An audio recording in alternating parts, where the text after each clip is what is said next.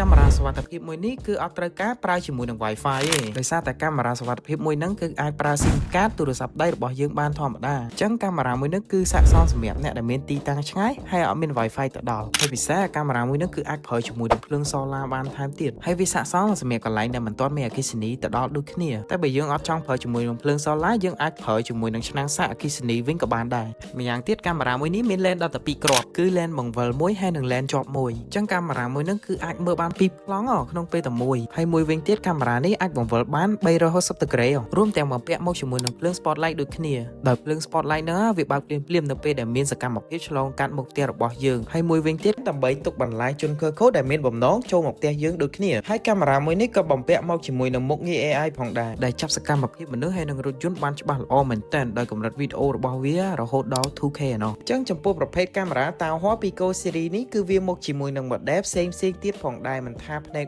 1ផ្នែក2 version Wi-Fi ឬក៏ version 4G ទេដែលអ្នកទាំងអស់គ្នាអាចជ្រើសរើសតាមតម្រូវការជាក់ស្ដែងបានដោយយើងមានការធានារហូតដល់12ខែផងដែរដូចនេះសម្រាប់ព័ត៌មានបន្ថែមឬចង់ប្រឹក្សាយោបល់អំពីគម្រោងឬតម្រូវការជាក់ស្ដែងអ្នកទាំងអស់គ្នាអាចឆាតទៅកាន់ Facebook Page MetaTech បាន